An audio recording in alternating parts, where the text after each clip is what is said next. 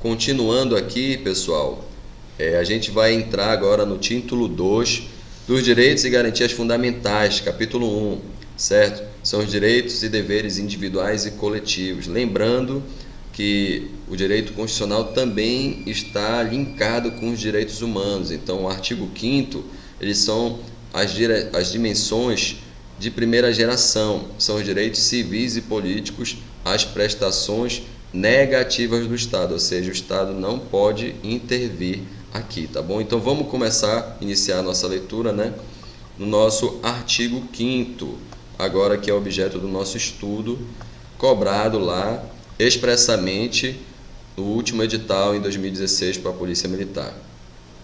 Todos são iguais perante a lei, sem distinção de qualquer natureza, garantindo-se aos brasileiros e aos estrangeiros residentes no país a inviolabilidade do direito à vida, à liberdade, à igualdade, à segurança e à propriedade nos termos da lei.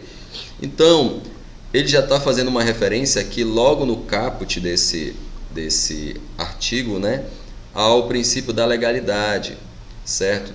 Todos são iguais perante a lei, sem distinção, ou seja, aqui, pessoal, não existe nenhum tipo de discriminação, incluindo aqui aos brasileiros e aos estrangeiros residentes no país, mas eu te pergunto, e aquele estrangeiro que ele está aqui só de passagem e de repente aconteceu um furto ou um roubo nessa passagem, nesse trânsito dele pelo nosso país, ele terá todos os direitos? Sim, com certeza ele terá também, apenas ele não terá um direito que faz referência aos remédios constitucionais, à ação popular, porque só pode impetrar esse tipo de remédio constitucional o cidadão, e para ser cidadão brasileiro, ou ele vai ser nato ou naturalizado, tá bom? Então aqui existem algumas observações de amarelo que depois você, aluno, minha aluna, futuro policial militar do estado do Pará, você poderá pausar esse vídeo e ler aqui a jurisprudência, o que o STF diz, o que o STJ diz, tá bom? Então vamos para o inciso 1 agora. Homens e mulheres são iguais em direitos e obrigações nos termos desta Constituição. Então aqui, pessoal, o princípio da isonomia, ou seja, o princípio da igualdade. Não existe distinção entre homem e mulher, tá bom? Então vamos colocar aqui agora no inciso 2. Ninguém será obrigado a fazer ou deixar de fazer alguma coisa senão em virtude de lei. Também faz referência aqui ao princípio da legalidade, certo? Lembrando que o administrador público, os órgãos públicos, os agentes públicos e você, futuro policial militar do estado do Pará, só poderá fazer aquilo que a lei autorizar ou determinar. E ao particular, ou seja, ao civil, ele pode fazer tudo aquilo que a lei não proibir, beleza? Então é isso que o inciso 2 está querendo te dizer. Ninguém será obrigado a fazer ou deixar de fazer alguma coisa senão em virtude de lei. Vamos para o inciso 3. Ninguém será submetido a tortura, nem a tratamento desumano ou degradante. Então, meu futuro amigo policial militar do estado do Pará, você não poderá dar tapa em vagabundo, você não poderá quebrar ninguém ali na porrada, porque a lei não te autoriza a fazer isso, ela não permite. Então, isso pode influenciar, inclusive, no devido processo legal. Imagina que tu prendesse um humilhante, ele estava com uma ponto .40, e ali tu conduziste ele para a DP, a Delegacia de Polícia, e entregou para a autoridade policial, que é o delegado. O delegado vai entregar ele lá para a autoridade judiciária, e ali terá uma audiência de custódia, onde o juiz perguntará como foi a abordagem da polícia com esse cidadão. Então, caso tu tenha torturado ele, ou então ameaçado ou batido, a partir dali o juiz já procederá enviando essas informações para a corregedoria e você poderá vir a responder algum PAD. Ou imagina que ele responda, confesse um crime que ele pode não ter cometido e ali, sob ameaça, sob uma coação de uma tortura, o que vai acontecer? Caso mais para frente isso venha à tona, todas as informações que estiverem no processo serão consideradas anuladas, porque é o famoso fruto da árvore envenenada. Tudo que for ali proveniente de uma prova ilícita, de uma prova ilegal, ele deve ser desentranhado do processo. Então, ninguém será submetido à tortura nem a tratamento desumano ou degradante. Não pode, a lei não permite isso, tá bom? É livre a manifestação do pensamento, sendo vedado anonimato. Eu vou ler o inciso 4 e o 5, pessoal, porque eles são juntos, eles têm uma similaridade muito grande. Então aqui é assegurado o direito de resposta proporcional ao agravo, além da indenização por dano material, moral ou à imagem. O que isso quer dizer? Imaginemos aqui que a gente está já chegando na nossa época de campanhas políticas, aonde muitos desses candidatos, eles praticam assim às vezes aquelas ofensas, né? O que acontece? A pessoa que está ali na televisão, ela fez uma ofensa a outro candidato e o candidato pede um direito de resposta. E esse direito de resposta, ele deve ser dado pelo mesmo veículo de comunicação, mas ele também não impede que o outro candidato ofendido, ele possa vir ali a exigir também uma indenização. Ele pode entrar numa ação civil. O direito de resposta, ele é proporcional ao agravo. E toda comunicação, ou seja, toda expressão de opinião é permitida, é vedado apenas o anonimato. Por quê, pessoal? Você tendo como identificar o autor daquele texto ou daquela fala, você tem depois como cobrar em juízo explicações, sendo que é independente a indenização por dano moral, material ou a imagem, entenderam? Então vamos para o nosso próximo inciso de número 6, certo? Inciso de número 6, vamos lá. É inviolável a liberdade de consciência e de crença, sendo assegurado o livre exercício dos cultos religiosos na forma da lei, a proteção aos locais de culto e as suas liturgias. Pessoal, a gente está falando agora aqui, vamos se aproximar, esses 3 próximos incisos aqui, ele trata sobre o direito à liberdade religiosa. Então a gente vai ler o 6, o 7 e o 8 juntos. É assegurada, nos termos da lei, a prestação de assistência religiosa nas entidades civis e militares de internação coletiva. E ninguém será privado de direitos por motivo de crença religiosa ou de convicção filosófica ou política, salvo se as invocar para eximir-se de obrigação legal a todos imposta e recusar a cumprir prestação alternativa fixada em lei. Pessoal, olha no 6º inciso o que ele fala.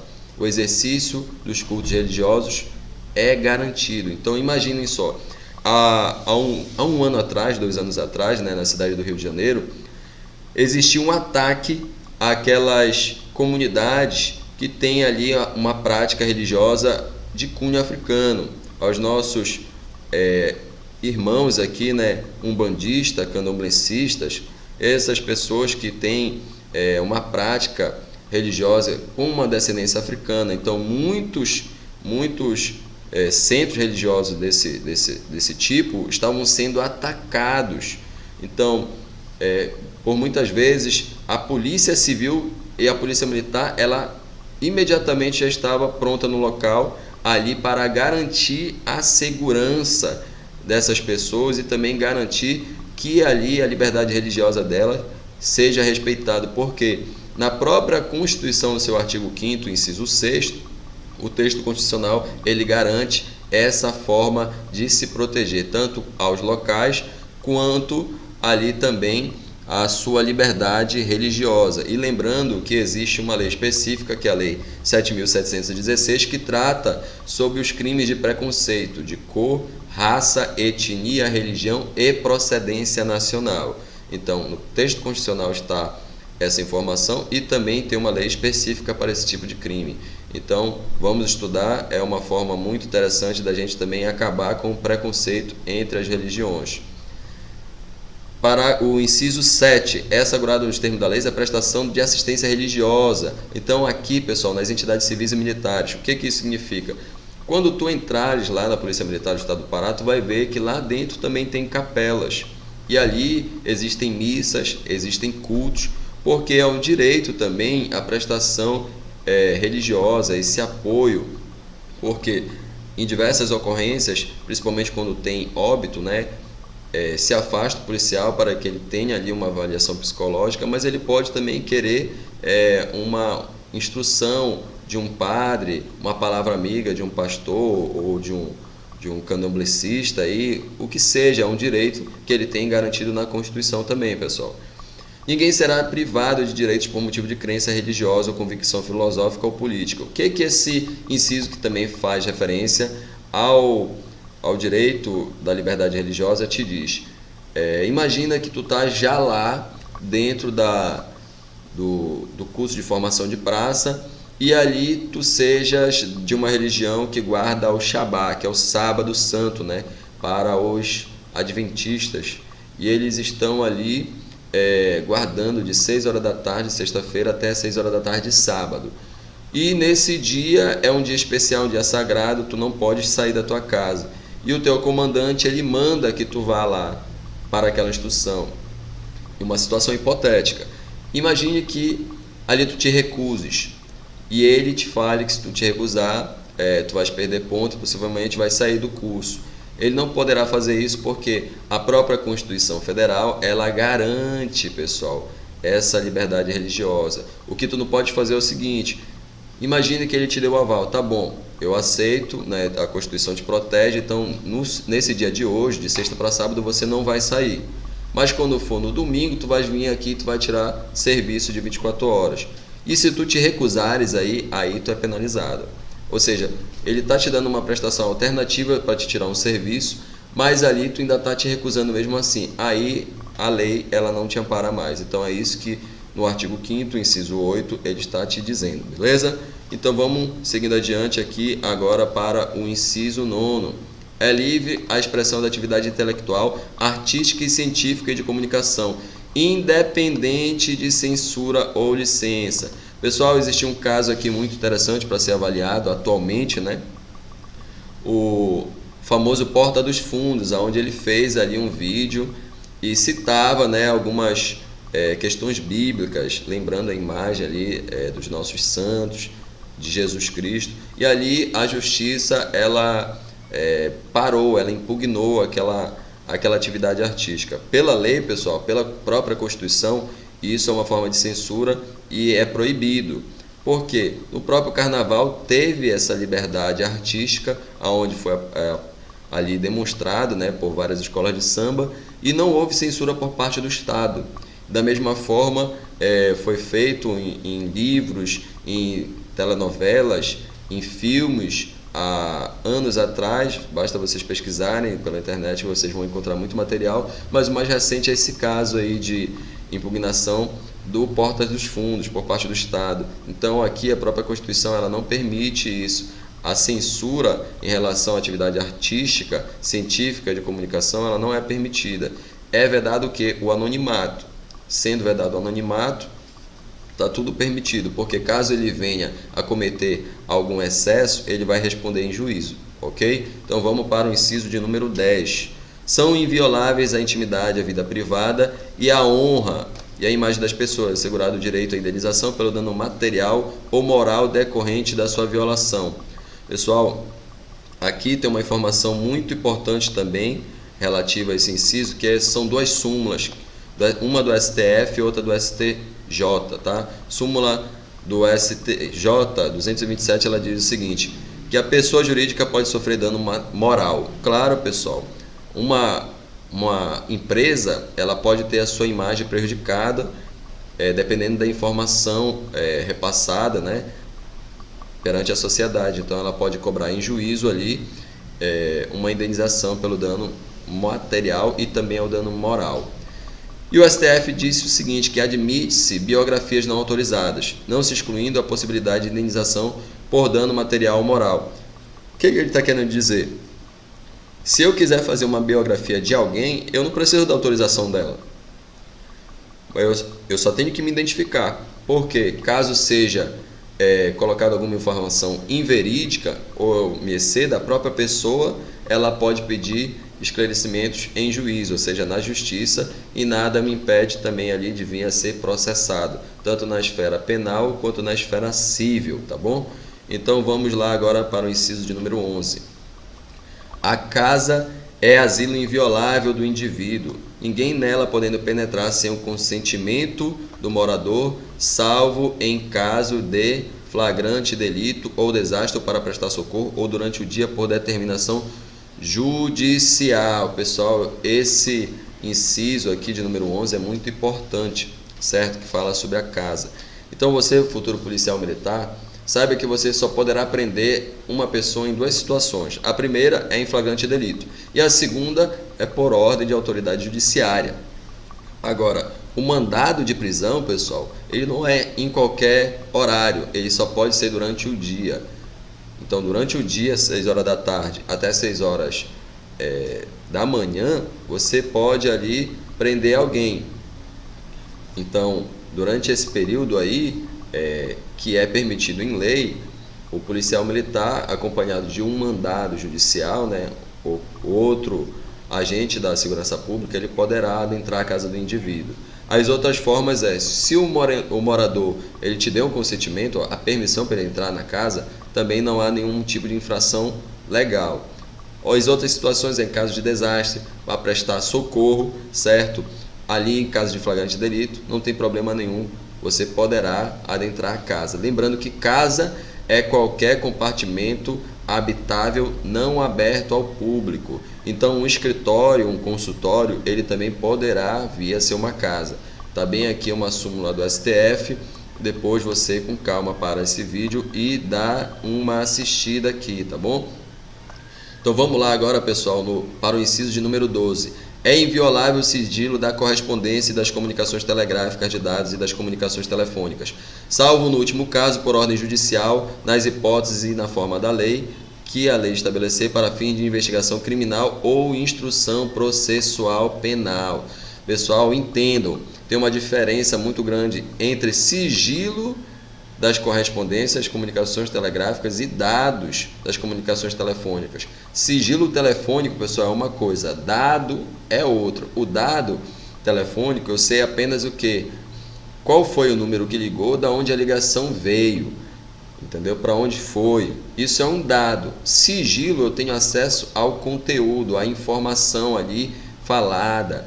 Então, a quebra do sigilo telefônico, ele só é permitido em duas situações, para investigação criminal ou instrução processual penal.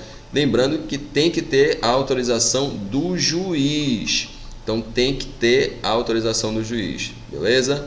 Vamos para o próximo inciso, de número 13. Aqui do nosso artigo 5º. É livre o exercício de qualquer trabalho, ofício ou profissão, atendidas as qualificações profissionais que a lei estabelecer. Pessoal, qualquer um pode trabalhar, certo? Só que existem profissões que elas devem se ter ali o registro, porque são algumas profissões que o Estado entende que pode gerar danos irreversíveis. A questão da medicina, o exercício da medicina, da advocacia, você tem que ter ali o seu CRM e você tem que ter a carteirinha da OAB. Lembrando que qualquer trabalho noturno, insalubre ou perigoso é proibido para os menores de 18 anos. E qualquer trabalho é proibido também para os menores de 14 anos de idade. É permitido apenas os trabalhos para aqueles que têm mais de 14 anos e menos de 16, na condição de aprendiz, tá bom? Então vamos para o nosso inciso de número 14. É assegurados a todos o acesso à informação e resguardado o sigilo da fonte, quando necessário, ao exercício profissional. Pessoal, a gente vê muito isso em filme, né? Aqueles filmes de investigação policial, que aí ele tem um informante e ele leva para a delegacia, os outros policiais perguntam: ei, quem foi? De onde foi que veio essa fonte? Ele fala: olha, é do meu informante. Ah, fala quem é. Não posso porque é confidencial. Porque pode gerar até um ônus, né? Um prejuízo. Caso a fonte seja revelada, o que acontece? Poderá vir sofrer alguma ameaça depois, ou então até mesmo caso de morte, entenderam? Então são represálias que são para serem evitadas. A própria Constituição, Constituição brasileira, ela também te dá essa garantia. É reservado aí o sigilo da fonte, tá bom? Também está lá na lei que trata sobre a atividade profissional de jornalistas, tá bom? Então vamos lá para o inciso de número 5 agora. Nosso inciso de número 5. É livre a locomoção no território nacional em tempo de paz, podendo qualquer pessoa, nos termos da lei, nele entrar, permanecer ou dele sair com os seus bens. Pessoal, olha o que ele está te falando. Em tempo de paz, qualquer um pode andar por qualquer parte do nosso território. Eu posso ir para outro município, eu posso ir para outro estado. Agora, nenhum direito é absoluto. Então, até mesmo em tempos de estado de sítio, estado de guerra, estado de calamidade, como agora o atual que a gente está sofrendo através do Covid-19, nessa pandemia. Então, a minha liberdade de locomoção ela pode ser limitada e isso não ofende, né, não fere em nada os princípios constitucionais. A gente viu aqui dentro do nosso estado que o município de Santarém ele foi decretado lá toque de recolher. E ali, quem fosse afrontar esse toque de recolher, com certeza seria preso. Isso daí não é uma volta à ditadura, pessoal. Isso são normas de segurança para que o quê? Que a nossa própria população ela evite ali a proliferação dessa doença, que pode ser através desse contágio com o nosso semelhante, né, com outros indivíduos. Então tem vários vídeos rolando aí pela internet de pessoas que estão afrontando essas decisões, e ali muitas pessoas sem o conhecimento da lei, né, dizendo que a pessoa está certa, a pessoa errada, porque tem muita gente na rua e o Estado não faz nada. Bem, pessoal, o chefe do Poder Executivo estadual é o governador, o chefe do Poder Executivo municipal é o prefeito e o da União é o nosso presidente. Então, cada um ele tem um poder. Se ele fez um decreto ali impedindo a circulação de pessoas, impedindo o funcionamento de determinados estabelecimentos, você não pode ali descumprir aquela lei, porque você então estará praticando um crime. Então vamos estudar um pouco mais. A nossa própria Constituição Federal, no artigo 5º, ela trata sobre isso, e é muito importante que tu tenhas ali esse conhecimento e repasse essas informações, tá bom? Vamos para o nosso inciso 16. Todos podem reunir-se pacificamente sem armas em locais abertos ao público, independente de autorização, desde que não frustrem outra reunião anteriormente convocada para o mesmo local, sendo apenas exigido prévio aviso à autoridade competente.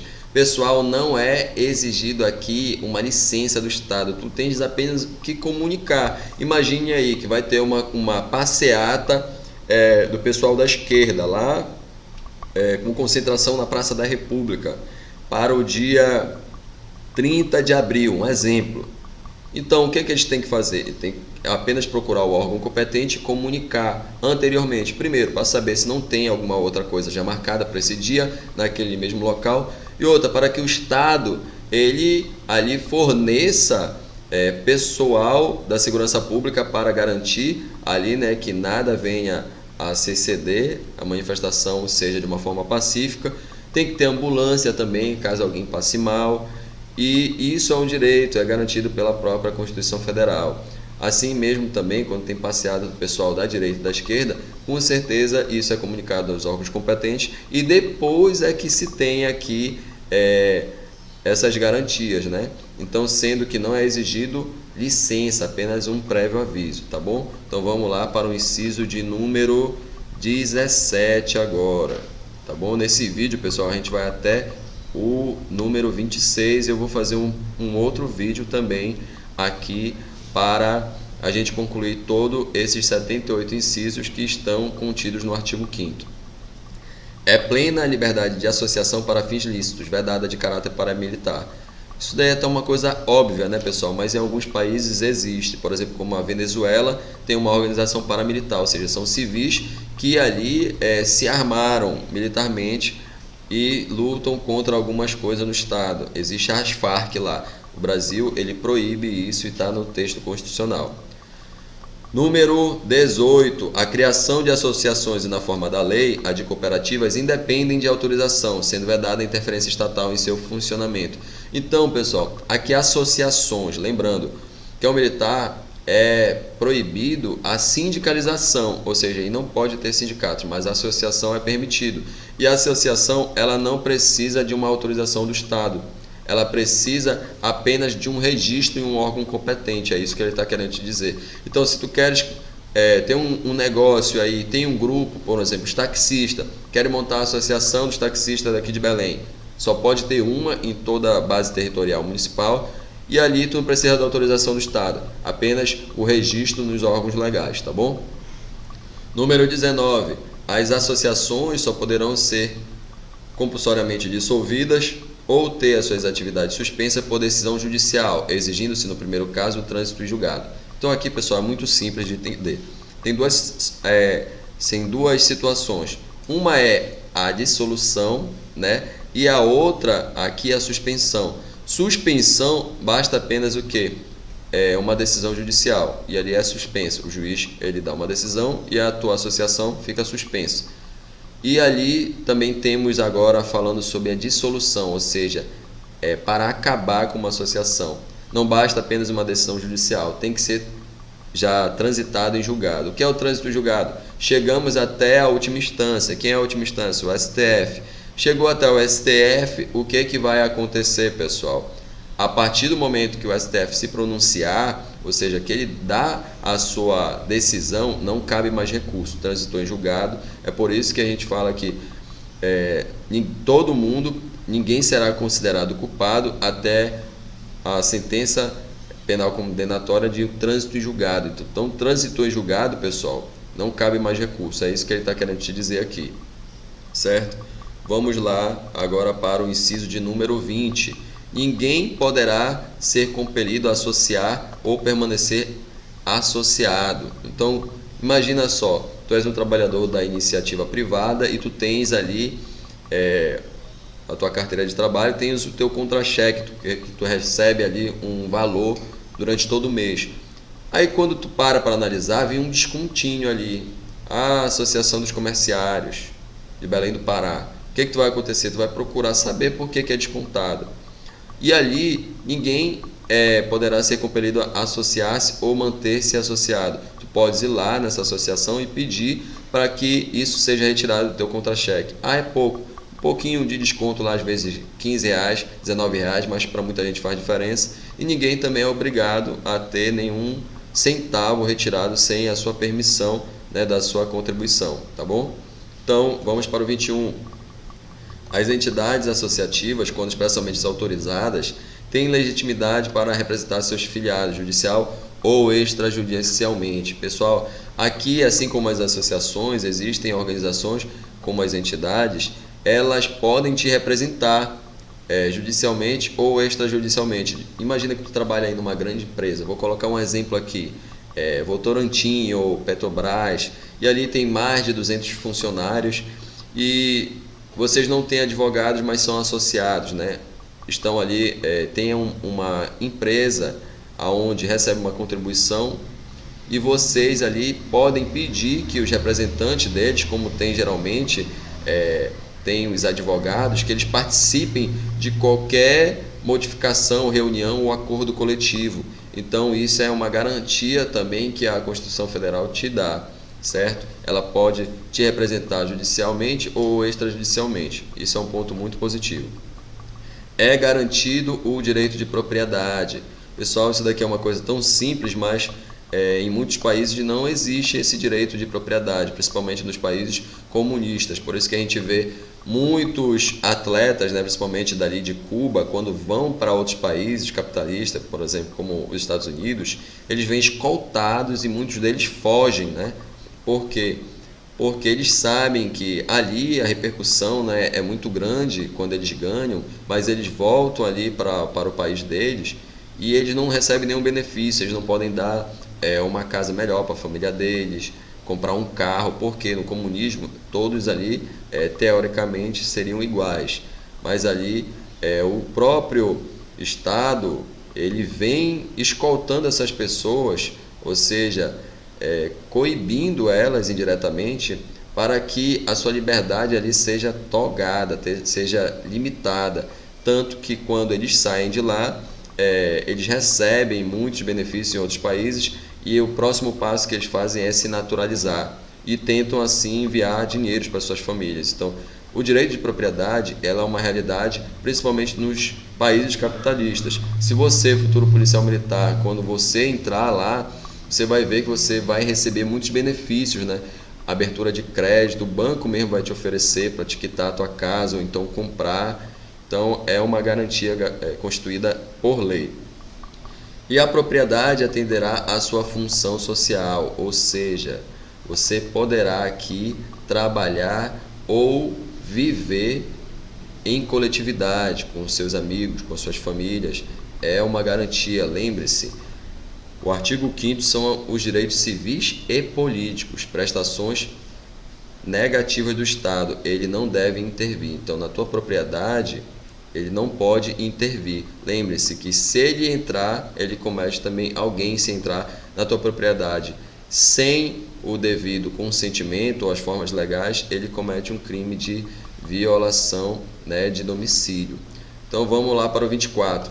A lei estabelecerá o procedimento para desapropriação por necessidade ou utilidade pública ou por interesse social, mediante justa e prévia indenização em dinheiro, ressalvados os casos previstos nesta Constituição. O 24 e o 25, pessoal, ele é importante demais para a prova de vocês. Então aqui eu já vou fazer a leitura do número 25 e depois vou tecer os meus comentários. No caso de iminente perigo público, a autoridade competente poderá usar de propriedade particular assegurada ao proprietário indenização ulterior se houver dano. Então aqui ele está querendo te dizer o seguinte: são dois conceitos: desapropriação versus requisição. Desapropriação, pessoal, ou seja, o Estado ele pode te desapropriar por necessidade ou utilidade pública, o que aconteceu lá com os moradores da Vila da Barca. Para a construção ali do Portal Amazônia, muita gente teve que sair de lá. E para sair de lá, como é interesse do Estado, né, o que ele deveria fazer? Retirá-las, essas pessoas, e indenizá-las. Indenização justa, prévia, ou seja, anterior ao ato administrativo e sempre em dinheiro. Então memorize essa informação. A indenização ela deve ser antes e deve ser em dinheiro. Já a requisição administrativa, imagina, nós estamos num período de calamidade pública, Covid-19. Aí imagina que a tua casa ela seja a única capaz de acolher aqui aqueles moradores que passou uma temporada ali sem casa, sem tomar banho, sem ter o que comer. Então o Estado ele conversa contigo, ele requisita a tua propriedade, ele vai te fornecer ali todas as condições, mas ele não vai te pagar, ele não vai te indenizar, ele só vai te indenizar caso haja algum dano. Vou te dar um exemplo mais prático e bem atual, que a requisição de equipamentos hospitalares, equipamentos respiratórios. Em muitos estados do Brasil nesse momento, o nome disso é requisição administrativa. Para conter ou para ajudar ali outras cidades, outros hospitais que estão com uma incidência maior de casos do Covid-19, o próprio Estado mandou que em outras cidades ou em outros estados, ou até empresas que ainda produzem esses equipamentos, que fossem ali, que pegassem esses equipamentos e levassem por utilidade pública. É requisição administrativa. Ele vai pagar negativo, ele só vai pagar caso haja dano. É isso que a lei te fala. E aí a gente vai fazer a leitura do nosso último inciso. Vamos parar aqui nessa aula de hoje, né? E continuaremos no próximo vídeo, certo? Para não ficar um pouco longo. Então a gente vai ler até aqui o inciso de número 26. A pequena propriedade rural, assim definida em lei, desde que trabalhada pela família, não será objeto de penhora para o pagamento de débitos decorrentes de sua atividade produtiva, dispondo a lei sobre os meios de financiar o seu desenvolvimento. Pessoal, assim, existem muitas famílias, né? Quem já foi aqui para outros municípios, nós estamos na cidade de Belém, mas ao longo aqui das estradas paraenses, principalmente para quem vai ali para Castanhal, Mosqueiro, vê que tem muitas famílias que elas praticam aquela agricultura familiar. E durante um breve momento aí foi aberto crédito para essas pessoas para que elas investissem na sua propriedade rural. E imagine que agora, nesse período, né, que estamos sofrendo de calamidade pública, onde todos os serviços, né, sofreram ali um forte baque, e a nossa economia entrou em colapso. Então, imagine uma situação que eles pegaram 50 mil reais de empréstimo. Todo mês, aquele agricultor ele pagava 500 reais. E durante esse período, a venda dele foi prejudicada, veio uma forte chuva e acabou ali com a agricultura dele, ou aconteceu alguma outra situação de uma praga, derrubou tudinho ali, não conseguiu se reerguer. e ali ele vai acumulando dívidas e deixou a propriedade dele como uma garantia. O Estado não poderá tomar essa propriedade, pelo contrário, ele deverá criar ali alguma outra forma para que essa família ela tenha assim a sua renda familiar e a sua atividade produtiva em dia, mas ele não pode tomar essa atividade ali como única e prejudicar essa família. A lei não permite, beleza? Então, mais uma vez, meu obrigado aqui por assistir esse vídeo. Gostou? Fica ali compartilhando também com os teus amigos.